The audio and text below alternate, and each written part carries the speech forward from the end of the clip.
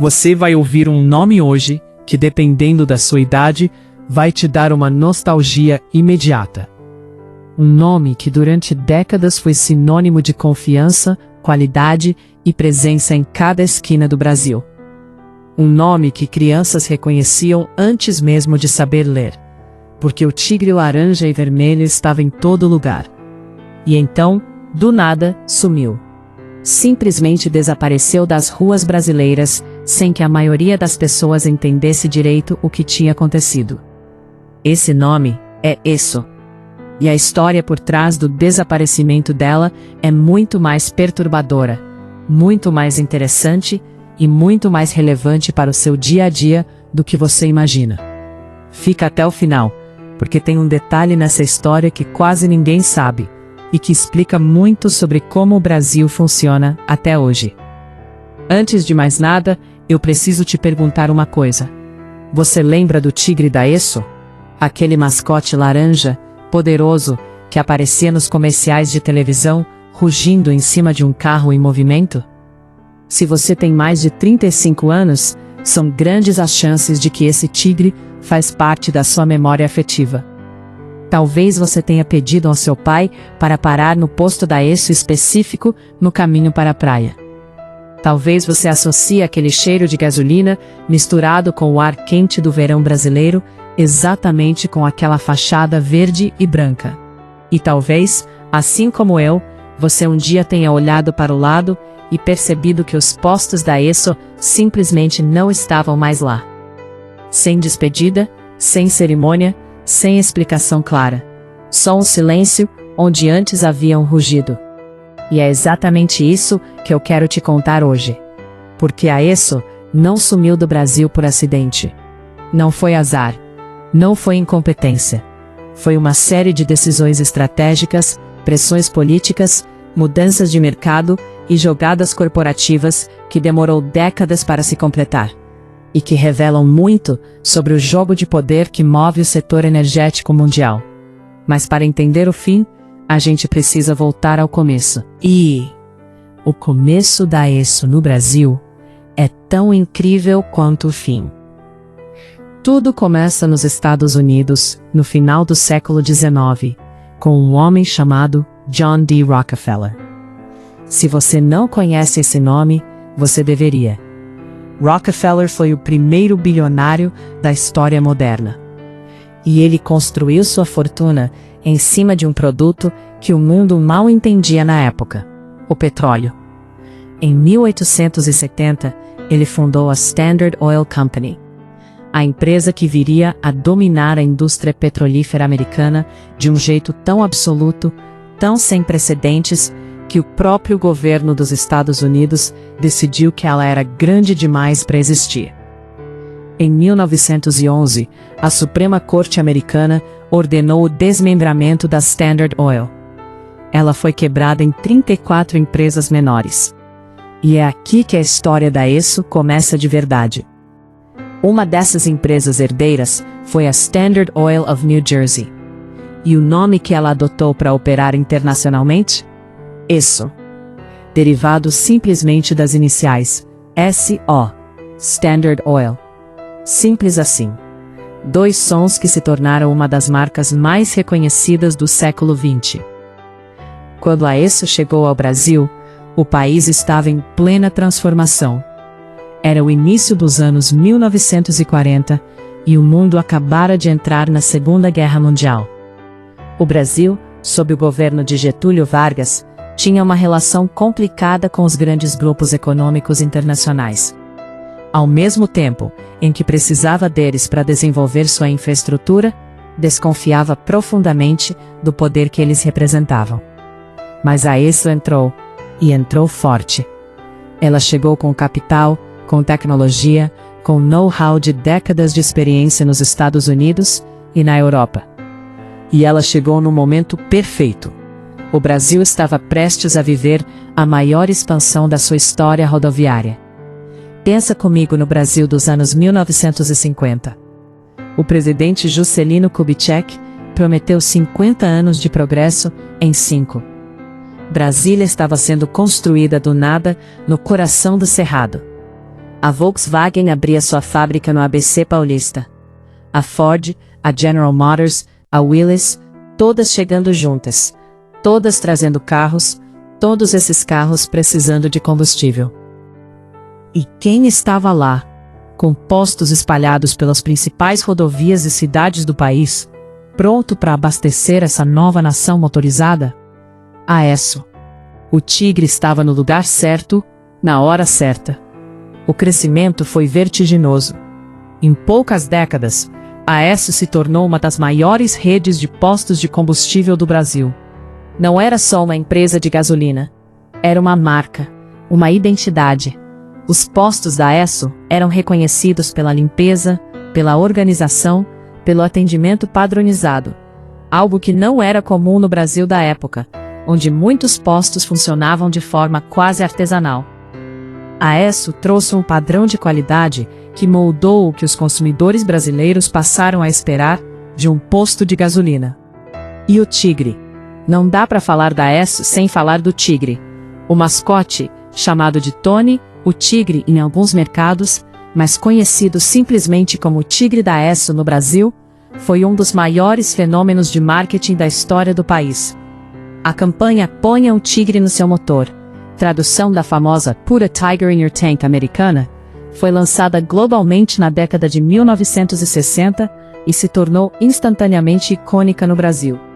O Tigre aparecia em outdoors, em comerciais de televisão, em brindes distribuídos nos postos, em adesivos que os filhos pediam aos pais para colar no carro.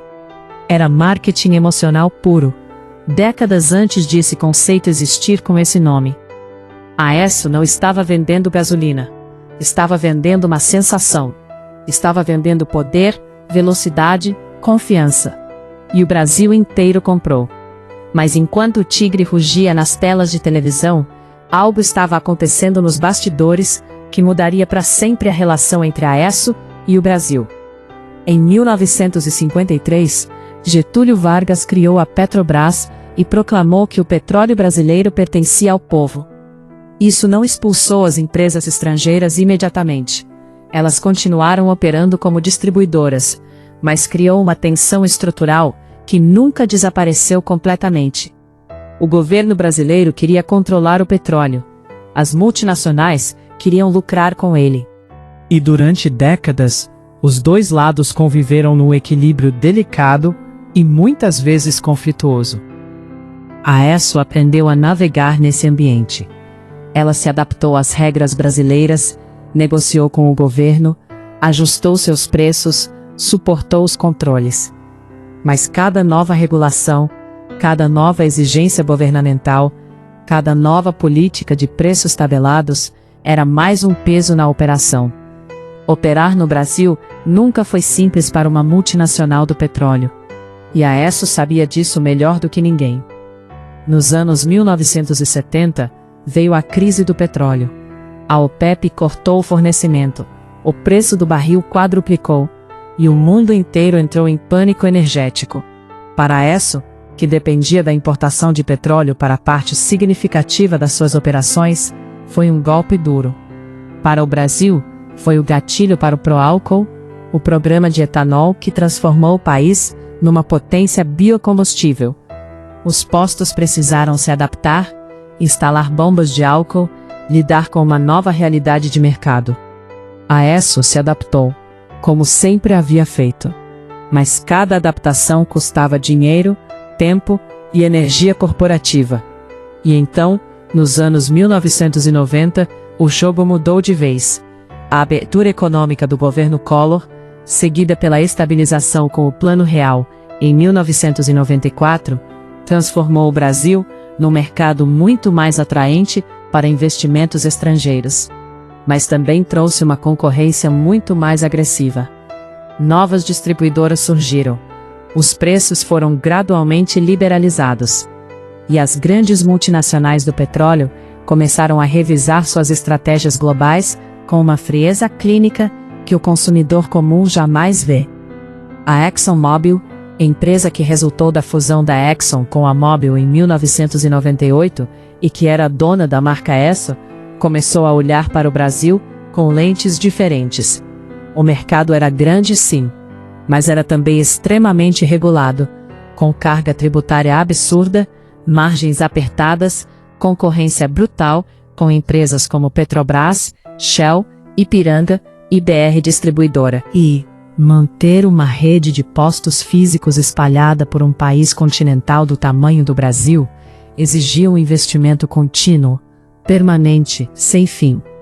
Cada posto era um ativo imobilizado que precisava de manutenção, de pessoal, de conformidade regulatória.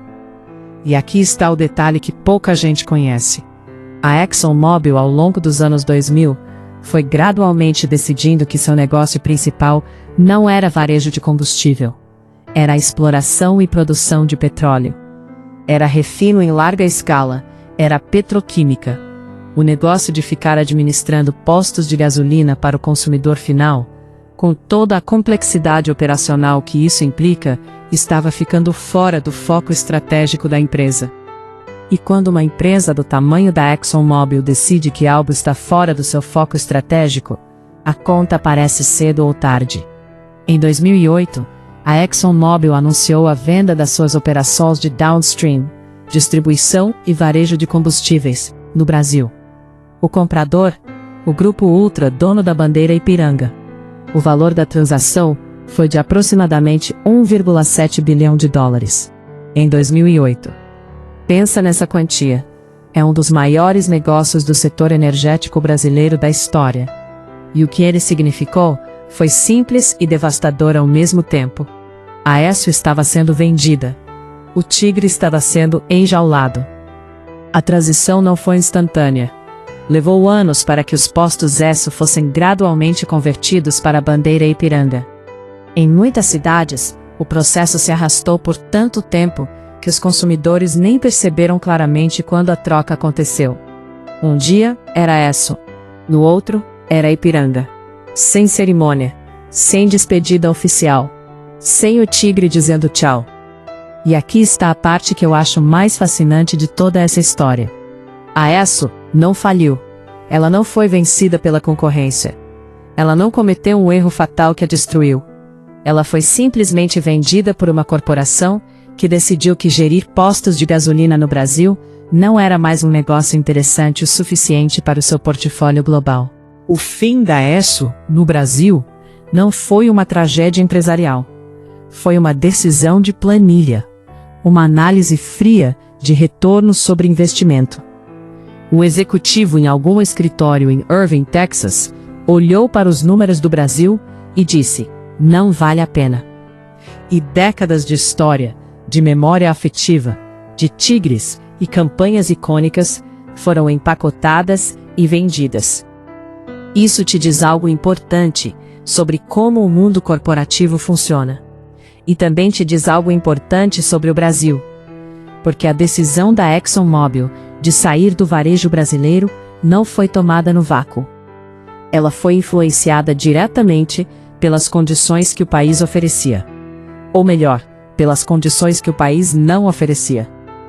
A carga tributária que consome quase metade do preço de cada litro vendido.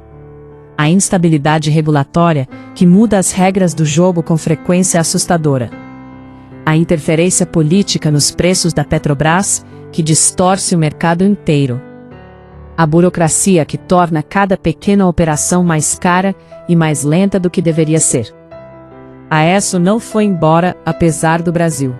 Em parte, foi embora por causa do Brasil. Mas não é tão simples assim. Porque ao mesmo tempo em que a Esso saía, outras empresas entravam. A Raízen, joint venture entre Shell e Cosan, apostou forte no Brasil e se tornou uma das maiores distribuidoras do país. A Vibra Energia, sucessora da BR Distribuidora, continua gigantesca. Empresas regionais cresceram em mercados que as grandes deixaram. O que isso mostra é que o Brasil é sim um mercado viável. Mas é um mercado que exige comprometimento de longo prazo, adaptação constante e uma capacidade de tolerar complexidade que nem toda multinacional está disposta a desenvolver. E agora vem a parte que conecta tudo isso com a sua vida hoje. Porque você pode estar pensando, tudo bem, A Esso foi embora, tem o Ipiranga, Shell, Petrobras na esquina. Qual é a grande diferença? A diferença é que o que aconteceu com a Esso é um sintoma de algo muito maior que está acontecendo no setor de combustíveis no Brasil e no mundo inteiro. As grandes corporações de petróleo estão reavaliando seus portfólios globais em função de uma pressão que é irreversível: a transição energética. A eletrificação dos transportes está avançando em velocidade que o setor não consegue ignorar. Em 2015, o Brasil tinha menos de 5.000 veículos elétricos. Em 2024, já passava de 250 mil, crescendo mais de 100% ao ano. Cada carro elétrico que entra na frota é um cliente a menos para qualquer posto de combustível, seja ele Esso, Ipiranga, Shell ou qualquer outro. E as grandes petroleiras mundiais estão se posicionando para essa transição da única forma que sabem: com frieza estratégica e decisões de planilha. O que a ExxonMobil fez com a Esso no Brasil, em 2008, pode ser o modelo do que várias outras empresas farão com vários outros mercados nas próximas décadas. O posto de gasolina como você conhece hoje, aquele espaço familiar onde você para, abastece, talvez compre uma água ou um café e segue em frente, esse formato está com os dias contados. Não vai desaparecer amanhã, mas está em transformação acelerada. E a história da Esso é o exemplo perfeito de como essa transformação não avisa com antecedência. Ela simplesmente acontece, e você olha para o lado, e o tigre não está mais lá. Mas tem um outro lado dessa história que é importante contar.